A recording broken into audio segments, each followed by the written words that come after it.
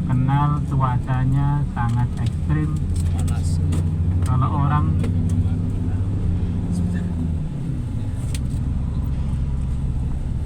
masuk di Yathrib, banyak yang tidak tahan dengan cuacanya.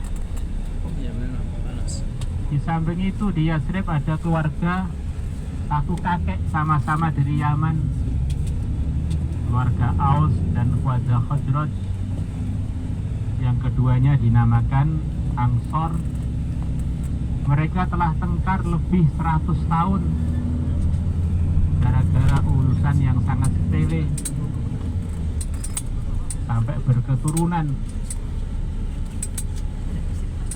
Pada 1446 tahun yang lalu kurang lebihnya, datanglah yang mulia Nabi besar Muhammad sallallahu alaihi wasallam ke Yathrib, disambut oleh seluruh kalangan Ausnya maupun Khazrajnya. Mereka begitu bergembira dengan kedatangan Nabi dan siap untuk selalu usaha menggembirakan Nabi. Ji'ta bil amril muta'. Apa yang mereka janjikan kepada Nabi ketika menyambut Nabi dengan pantun penyambutan, tala'al badru alaina min thaniyatil wada', wajaba syukru alaina ma da'a lillahi da', ayyuhal mab'utsu fina ji'ta bil amril muta'.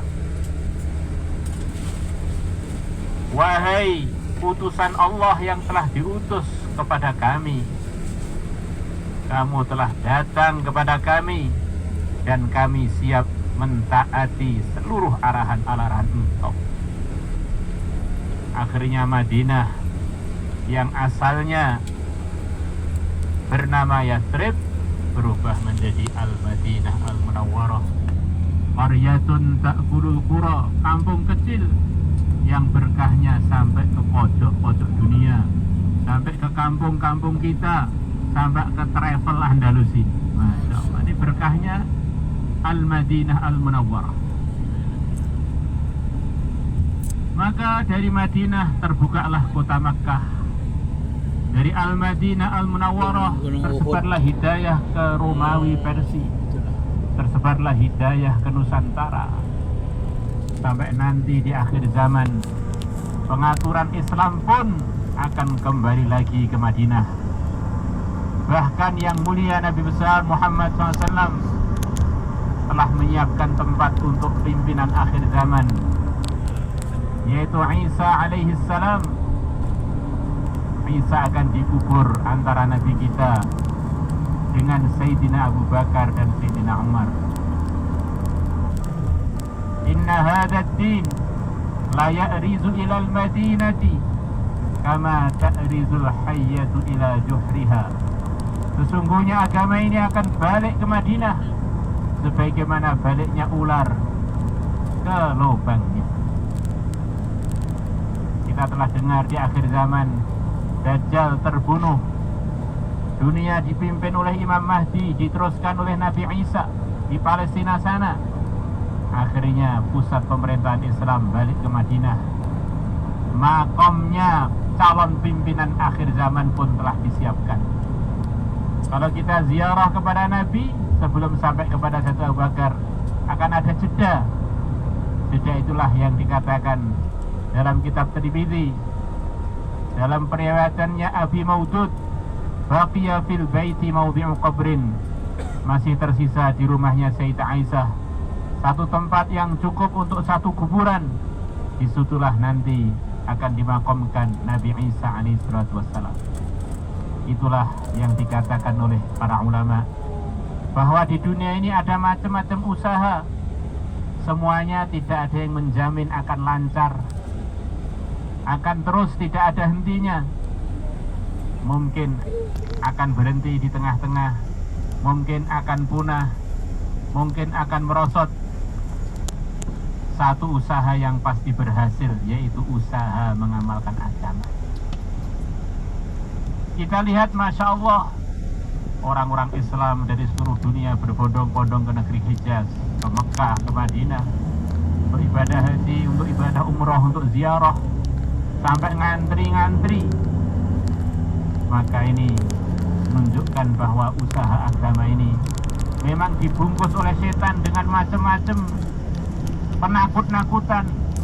Mengamalkan agama, memperjuangkan agama, nanti prospeknya nggak cerah, nanti akan berhenti di tengah jalan, nanti peminatnya kurang. Itu adalah hanya bisikan dari setan. Kalau kita sungguh-sungguh mengamalkan agama dan mengajak umat ke agama, kita nanti akan terkaget-kaget. Ternyata waktu kita, tenaga kita, tim kita kurang untuk menggarap umat itu. Saking banyaknya umat yang siap untuk diajak bareng-bareng mengamalkan kebaikan. Itulah bocoran dari mi'rajnya Nabi pada akhir Rajab, 27 Rajab. Allah tampakkan kepada beliau bahwa umat beliau akan terus banyak sampai akhirnya menjadi umat terbanyak nanti ketika hari kebangkitan di mahsyar sana.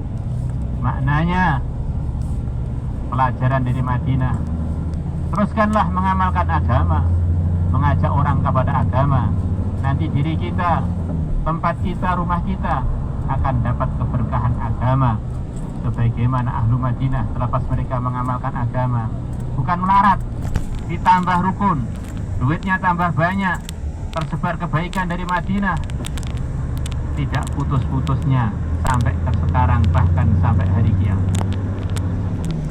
Bahkan nanti mimbarnya Nabi di Madinah adalah merupakan dari bagian telaga Kautsar, yang mana orang-orang beriman ketika sampai ke mahsyar, khususan umatnya Nabi kita, akan dimuliakan untuk diizinkan untuk meminum dari telaga Kautsar.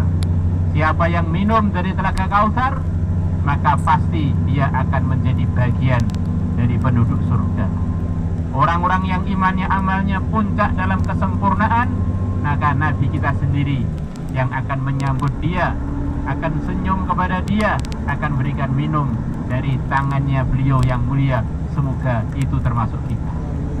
Orang-orang yang amal agamanya di bawahnya, maka diserahkan pemberiannya kepada yang lain, termasuk kepada sebagian para malaikat. Maka kita di Madinah yang sebentar ini perbanyak ziarah Nabi, perbanyak baca salawat, ziarah Sayyidina Abu Bakar, ziarah Sayyidina Umar, perbanyak ziarah baqi, perbanyak itikaf di masjid, perbanyak ngapalkan hadis, perbanyak ngatamkan Quran, perbanyak ibadah. Istirahat pun istirahat dengan tertib sunnah, supaya istirahat kita meridhokan Allah dan menggembirakan yang mulia Nabi besar Muhammad SAW. Di antara tertibnya tidur dengan tidur yang mendatangkan keuntungan, tidur dalam kondisi berwudu bagi yang tidak udzur. Kemudian kita wiritan sampai ketiduran, nanti Allah akan kirimkan malaikat rahmatnya untuk menemani kita tidur, masuk di selimut kita, nempel di kulit kita, menemani kita sepanjang kita tidur. Akhirnya dalam tidur kita nempel dengan makhluk Allah yang tidak pernah buat maksiat. Malaikat rahmat, harapannya datang mimpi-mimpi baik, ketemu dengan para anbiya, para salihin, ilham-ilham kebaikan, bangun dan tidur jadi salah satu orang yang lurus, ditolong untuk jadi orang yang soleh, yang solehah. Semoga Allah pilih kita semua. Amin. Belum ada buktinya mulai zaman Adam sampai sekarang Islam mendatangkan kerugian, itu belum pernah ada. Maka Islam ini diperlukan oleh si kaya biar kayanya tidak merugikan, dibutuhkan oleh si miskin biar miskinnya tidak merugikan, dibutuhkan oleh rakyat biar posisinya sebagai rakyat tidak merugikan, dibutuhkan oleh pejabat biar jabatannya menguntungkan dia. Maulaya salli wa sallim daiman abada ala habibika khairil khalqi kullihim wal habibul ladzi turja syafa'atuhu fi kulli hawlin minal ahwali muqtaha